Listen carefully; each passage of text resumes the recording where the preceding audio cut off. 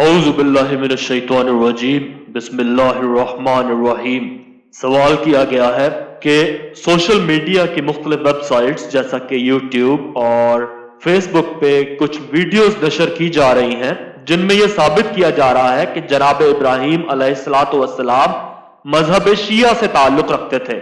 اس کے علاوہ یہ بھی ثابت کرنے کی کوشش کی جا رہی ہے کہ جناب موسیٰ علیہ السلام کے پیروکار، ان کے فالوورز شیعہ تھے، اور وہ اس سلسلے میں کچھ قرآن پاک کی آیات کا حوالہ دے رہے ہیں۔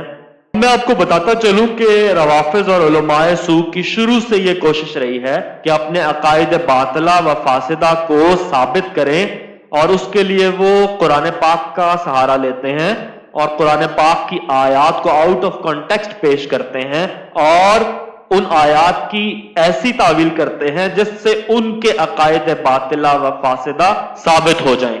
سب سے پہلے آپ یہ کچھ کلپس دیکھیے جس میں روافض اور علماء سو کیسے جناب ابراہیم علیہ السلام کو مذہب شیعہ سے ثابت کر رہے ہیں اور جناب موسیٰ علیہ السلام کے فالوورز کو بھی شیعہ ثابت کر رہے ہیں۔ میں پوچھوں یا علی، آپ ابراہیم کو بچانے کیوں آئے؟ اللہ بچا لیتا، آپ کیوں آئے؟ تو علی جواب دیں گے تمہیں نہیں معلوم۔ جب وہ آگ سے بچ گئے تو آیت کیا آئی؟ اللہ نے کہا وَإِنَّ مِن شِيَعَتِهِ لَإِبْرَاهِيمَ، ابراہیم شیعہ تھا۔ علی نے کہا چونکہ ابراہیم شیعہ تھے اور میں اپنے شیعوں کو آگ سے بچاؤں گا، اس لیے ابراہیم کو بچایا۔ کے بعد یہ آیت آئی ہے وَإِنَّ مِن شِيعَتِهِ لَإِبْرَاهِيمَ، اور بے شک ابراہیم علیہ السلام بھی شیعہ تھے حضرت نوح علی نبینا وعلیہ السلام کے۔ ایک اور اس کی مثال میں کراس ریفرنس کے طور پر پیش کر دوں سورۃ القصص کی آیت نمبر 15 میں، کہ جب ایک قبطی جو فرعونی تھا اس کا جھگڑا ہوا بنی اسرائیل میں سے ایک شخص کے ساتھ، اور بائی چانس سیدنا موسیٰ علی نبینا وعلیہ السلام کا وہاں سے گزر ہوا، تو اس قبطی کے مقابلے پر بنی اسرائیل کے اس شخص نے موسیٰ علیہ السلام کو مدد کے لیے، اپنی حمایت کے لیے پکارا، اور وہاں پر کیا الفاظ ہے؟ فَاسْتَغَاثَهُ الَّذِي مِنْ شِيعَتِهِ عَلَى الَّذِي مِنْ عَدُوِّهِ، پس درخواست کی، مدد کی اس شخص نے جو موسیٰ کے شیعہ میں سے تھا، اس شخص کے خلاف جو کہ ان کے دشمنوں میں سے تھا۔ ہاتھ وچ خالق دا پاک قرآن ہے وَإِنَّ مِن شِيَعَتِهِ لَإِبْرَاهِيمَ میں لفظ شیعہ بھی موجود ہے قرآن وچ، لفظ ابراہیم بھی موجود ہے۔ گل کرو ہاں قرآن دی روح نال حضرت ابراہیم دی مذہب کیا ہے تے ملت کیا ہے؟ حضرت ابراہیم دا مذہب کیا ہے؟ حضرت ابراہیم دا مذہب کی ہے؟ حضرت ابراہیم دا مذہب کی؟ Shia means follower. We are followers of the Prophet, so we are Shia. We are followers of Hazrat Ali, so we are Shia of Hazrat Ali. Allah gave the title of Shia to Hazrat Ibrahim, who is, one of the greatest prophets. Hazrat Ibrahim, Allah says in Surah As-Saffat, وَإِنَّ مِن شِيعَتِهِ لَإِبْرَاهِيمَ.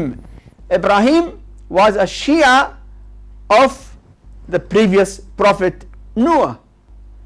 As you read in Quran, the incident when one of the followers of Hazrat Musa, the prophet, peace be upon him, our prophet and his holy progeny, when that sincere believer was being attacked by an enemy, Musa came and supported the believer and killed that enemy. You read فَاسْتَغَاثَهُ الَّذِي هُوَ مِن شِيعَتِهِ. Allah gives the name of Shia to whom? To the mu'min, the believer who follows the prophet. اللہ نے قرآن میں ابراہیم کو شیعہ کہا ہے۔ تو آپ نے دیکھ لیا کہ یہ روافض اور علماء سو کس طریقے سے قرآن پاک کی آیات کو اپنے عقائد باطلہ و فاسدہ کو ثابت کرنے کے لیے کیسے منمانی تعویل کر رہے ہیں، میں اس حوالے سے آپ کو آج تسلی بخش جواب دوں گا. اور اگر ان لوگوں میں تھوڑی سی بھی عقل ہوگی اور تھوڑی سی بھی غیرت و حمیت ہوگی تو آج کے بعد یہ ایسی حرکتیں نہیں کریں گے اور ایسے کام نہیں کریں گے کہ قرآن پاک کو اپنے عقائد فاسدہ و باطلہ کو ثابت کرنے کے لیے استعمال کریں. اب میں آ جاتا ہوں جس آیت کا یہ ریفرنس دیتے ہیں جناب ابراہیم علیہ السلام کے بارے میں، سورہ صافات جو کہ قرآن پاک کی 37 نمبر سورہ ہے، اس کی آیت نمبر 83، جس میں اللہ تعالیٰ فرما رہے ہیں وَإِنَّ مِن شِيعَتِهِ لَإِبْرَاهِيمَ، اور ابراہیم علیہ السلام بھی اسی کے گروہ میں سے تھا. یہ کس کی بات ہو رہی ہے؟ یہ بیسیکلی جناب نوح کا ذکر اوپر آیا ہے، جس میں اللہ تعالیٰ نے فرمایا ہے سلام علی نوح فی العالمین، اور قوموں میں نوح علیہ السلام پر سلام ہے. تو جناب نوح علیہ السلام کا تذکرہ اللہ پاک سورہ صافات کے اس حصے میں فرما رہے ہیں اور بتا رہے ہیں کہ انہو من عبادنا المؤمنین، کہ وہ ہمارے مومن بندوں میں سے تھا. پھر اللہ تعالیٰ اس سے اگلی آیت میں ان کا ذکر کرتے ہیں جن لوگوں کو اللہ تعالیٰ نے غرق کر دیا طوفان نوح میں، اور پھر جناب ابراہیم کا ذکر کرتے ہیں کہ جناب ابراہیم بھی اسی یعنی نوح کے گروہ میں سے تھے. اب یہ لوگ اس آیت کا ترجمہ یہ کر رہے ہیں وَإِنَّ مِن شِيعَتِهِ لَإِبْرَاهِيمَ، اور ابراہیم بھی نوح علیہ السلام کا شیعہ تھا.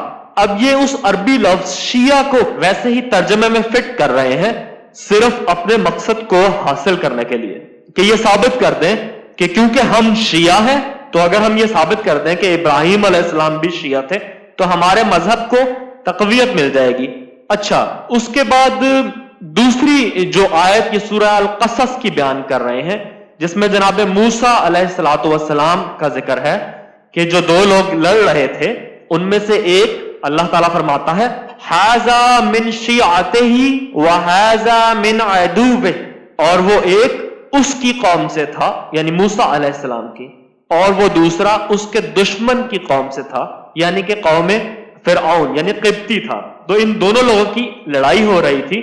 تو جو جناب موسیٰ کی قوم سے تھا جس کے بارے میں کہا گیا ھذا من شیعتہ، یعنی اس شخص نے جو جناب موسیٰ علیہ السلام کی قوم سے تھا، حضرت موسیٰ کو کہا کہ آپ میری حمایت کریں اور اس ظالم سے مجھے بچائیں.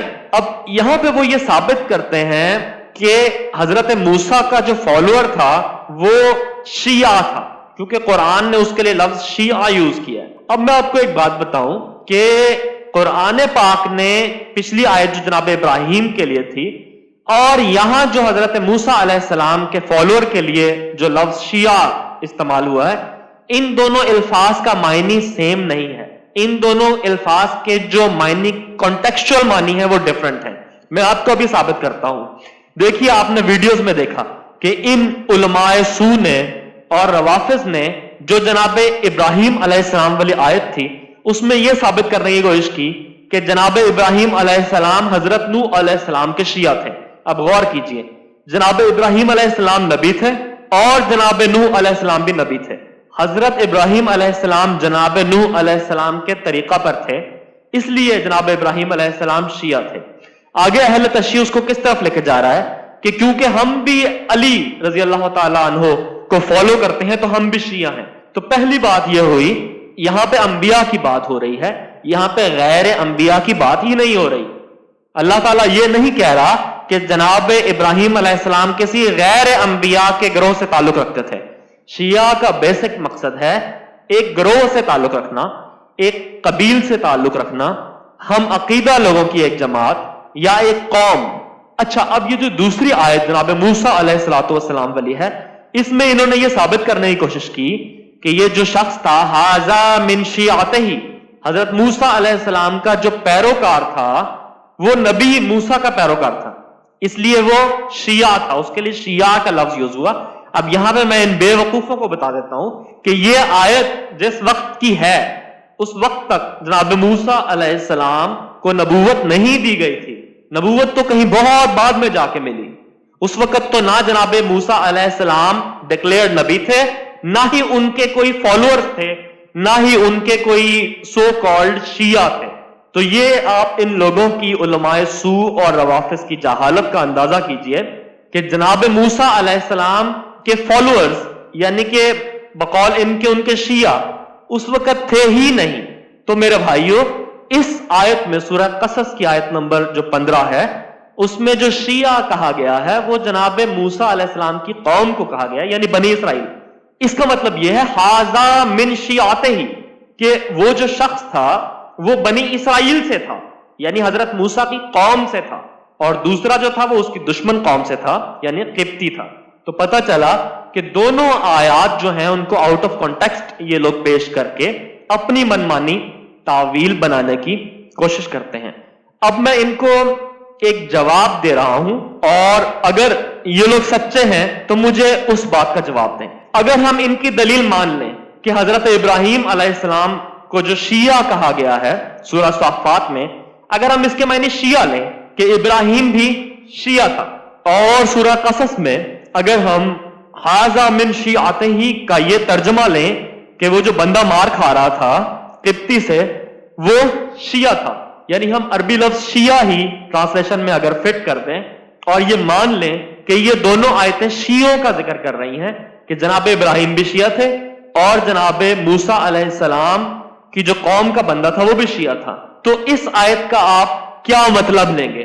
اللہ تعالیٰ سورہ روم کی آیت نمبر 32 میں فرماتے ہیں من الذین فرقوا دینہم وکانوا شیعا کل حزب بما لدیہم فرحون، ان میں سے جنہوں نے اپنے دین کو ٹکڑے ٹکڑے کر دیا اور شیعہ ہو گئے، سب گروہ اس پر جو ان کے پاس ہیں خوش ہو رہے ہیں.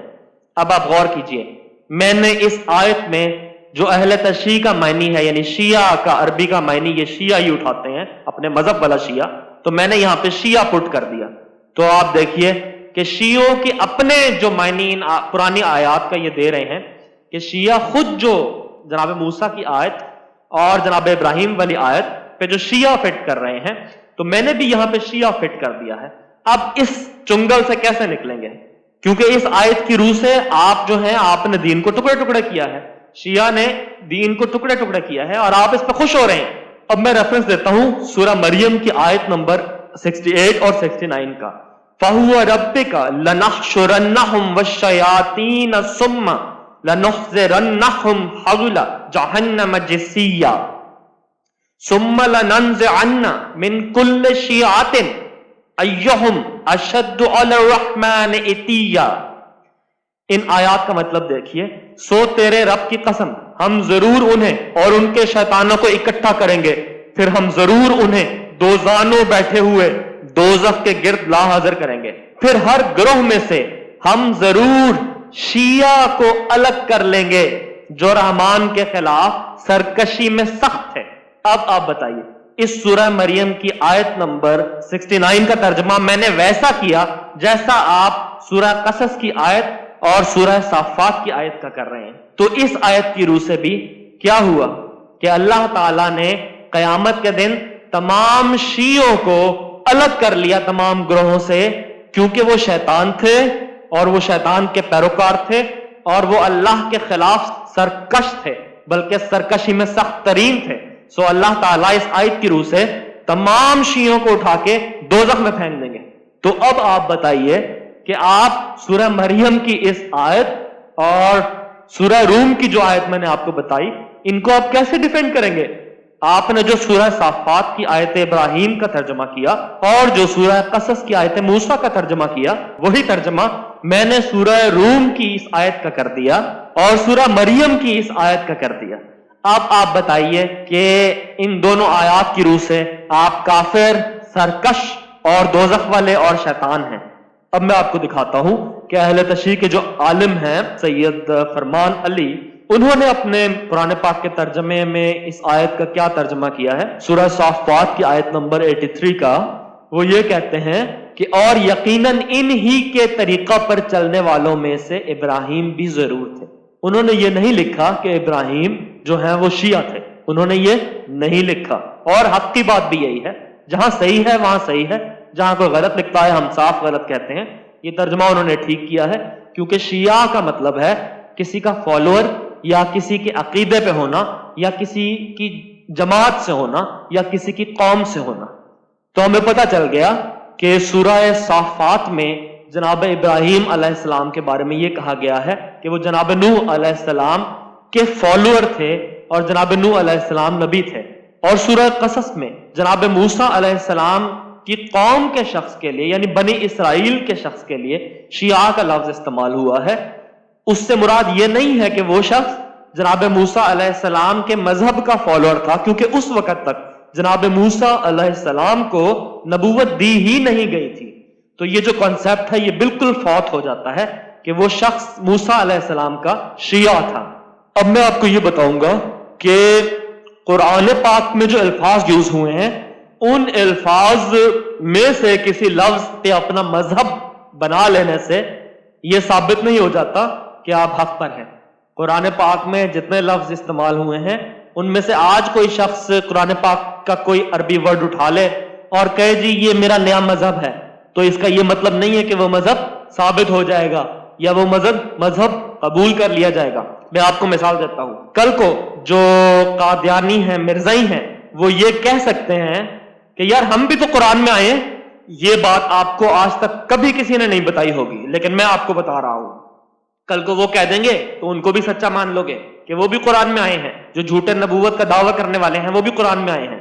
اب دیکھو اللہ تعالیٰ سورہ بقرہ میں آیت نمبر 265 میں فرماتا ہے من انفسہم کمثل جنت بربوہ. اللہ تعالیٰ مثال دے رہا ہے کہ اس کی مثال اس باغ کی طرح ہے جو اعلیٰ درجے کی زمین پر ہو.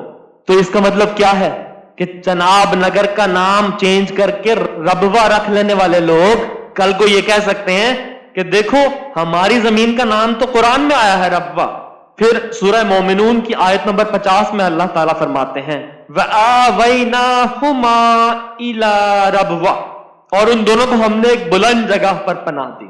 تو سورہ مومنین کی اس آیت کی روح سے جو مرزائی اور قادیانی ہیں وہ یہ کہہ سکتے ہیں کہ جناب مریم علیہ السلام اور جناب عیسیٰ علیہ السلام کو اللہ تعالیٰ نے ربوہ میں پناہ دی. تو کیا اس بات کو مان لو گے؟ کیونکہ ان لوگوں نے اپنی زمین کا نام چناب نگر سے تبدیل کر کے ربوہ رکھ دیا، تو آپ مان لو گے کہ قرآن میں ربوہ آیا ہے، تو اسی لیے قادیانی اور مرزائی جو ہیں وہ حق پر ہو گئے. تو میرے بھائیوں ایسا نہیں ہے، یہ جھوٹ ہے، یہ دھوکہ ہے، یہ صرف اور صرف امت کو گمراہ کرنے کی پلاننگ ہے. تو یاد رکھیے میری اس تقریر کا مقصد یہی تھا کہ آپ لوگ ان علماء سو اور روافض سے اپنا دامن بچائے رکھیں. اللہ تعالیٰ آپ کو اپنے حفظ و امان میں رکھے، ان کے شیطانی ہتھ کنڈوں سے آپ کی حفاظت فرمائے. اور آخر میں یہ کہنا چاہوں گا کہ قرآن میں جو شیعہ کا لفظ استعمال ہوا ہے وہ مذہب اہل تشیع کے لیے نہیں ہے. اسی طریقہ سے قرآن میں جو ربوہ کا لفظ استعمال ہوا ہے وہ چناب نگر کے لیے نہیں ہے. اللہ تعالیٰ آپ کو ہدایت کو قبول کرنے کی توفیق عطا فرمائے. وما علینا الا البلاغ المبین.